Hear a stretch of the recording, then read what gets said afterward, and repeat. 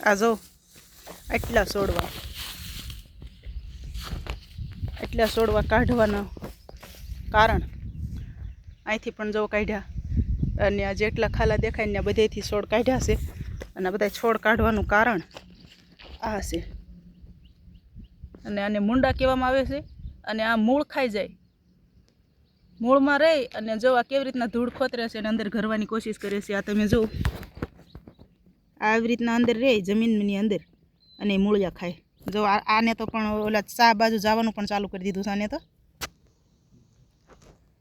જો આને તો સતત ખોતરવાનું ચાલુ કરી એને ખબર છે કે ખોતરશું તો જ અંદર જવાશે અને ઓલા બે રહ્યા એને મંડ્યા છે ઓલ બાજુ ચાહમાં હાલવા કારણ કે એને ખબર છે કે ત્યાં જઈશું તો મૂળિયા ખાવા મળશે જો એટલે આને અમારે અહીંયા મુંડા કહે છે આને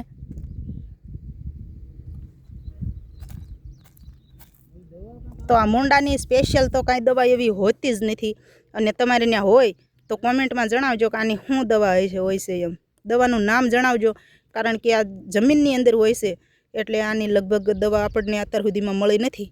આ જો ખોતરીને ઠાકી ગયું ને આઈને સૂઈ ગયું થોડોક ખાડો કરીને આઈને સૂઈ ગયું આ જો પાછું કામ ચાલુ કર્યું પાછું હેલ્યું પાછું બંધ થઈ ગયું જો આ બધા જમીનના મૂંડા જ છે અને આ બધા એના મૂળ જ ખાધા છે એણે જો આ બધી વસ્તુના એના તમામના મૂળ ખાઈ ગયા છે આને હાવ ટકો કરી નાખ્યો છે જો તમે હાવ ખાઈ ગયા છે હાવ અને એ જ કામ કર્યા જમીનમાં રહીને મૂળિયા ખાય જમીનમાં રહીને મૂળિયા ખાય અને બીજું કાંઈ ખોરાક જ નહીં જો આજે આમને આ બાજુ એટલે ન્યા હોત છે આમણે આ બધે ખોતરે છે ત્યાં બધે એવા જ નીકળે છે જો અહીં પણ ખોતર્યું છે જો આ બધે જ જેટલા છોડ આવી રીતના જો આને પણ તૈયારી થઈ ગઈ છે એટલે અહીં હશે જ તે જો આની તૈયારી થઈ ગઈ છે જો આ નીકળ્યા ને હવે ત્યાંથી પણ નીકળશે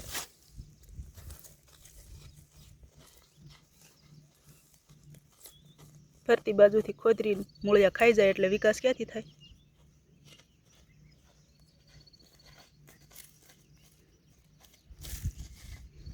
નીકળ્યું નહીં એટલું બધું ઊંડું હોય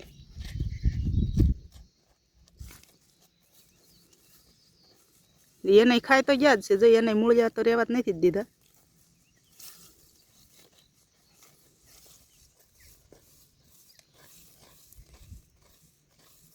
સાડા સાહેબના બાપા હાથે કોદાળી ઘોણે હાલેવો લોઢાના માણસ છે લોખંડી પુરુષ એક હતા સરદાર વલ્લભભાઈ પટેલને લોખંડી પુરુષ કીધા હતા અને અમારા પતિદેવ ખેડૂત છે અને એ પણ લોખંડી પુરુષ હું કહું છું એમને કારણ કે એમના હાથ રહ્યા ને એ લોખંડ ઘોણે જ હાલતા હોય એવું લાગે જ નહીં કે અમને કાંઈક વાગશે કે હાથમાં ચામડીમાં જવાય નીકળ્યું એક જવા નીકળ્યું એમને કાંઈ બીક જ નહીં એવા હાથ છે આમના લોખંડ જેવા અને બહાર નાખી દો પડામાંથી ઘા કરી દેવી જાઓ ગયા તો જો આપણી માંડવી કંઈક આવી છે અને હમણાં એક જ ધારો વરસાદ રહ્યો હતો એટલે દવા છટાણી નથી હવે વરસાદમાં દવા છાંટવી પડશે મગફળી થોડીક ઈયળ ખાઈ ગઈ છે પાંદડા પણ કાંઈ વાંધો નહીં હવે દવા છાંટી દેવી એટલે રેડી ક્યાં ગયા અહીં બધા હતા એ જવાઈ રહ્યા ઘણ ખરા અંદર દબાઈ ગયા આ બધા મથી રહ્યા છે અને ખોબો ભરીને નાખી દો બહાર ઓલા ટાકડીમાં બહાર જવા દે એટલે રેડી જાય વાહ ભાઈ વાહ બધા વૈયા ગયા હાલો રેડી હવે નીકળ્યો એક જમીનમાં દટાઈ ગયો તો એ હાલો રેડી હાલો એ તો ગયા પરબારા ભલે હવે જલસા કરતા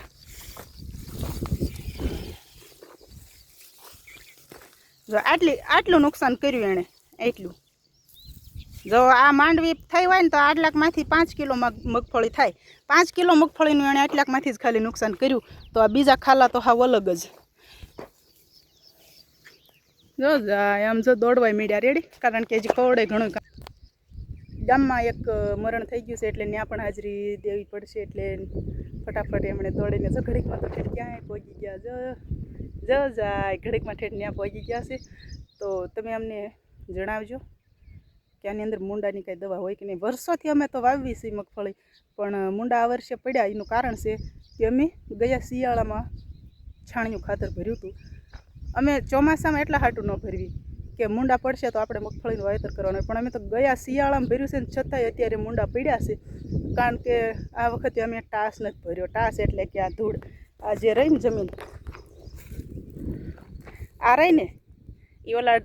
ડુંગર દેખાય ને ત્યાંથી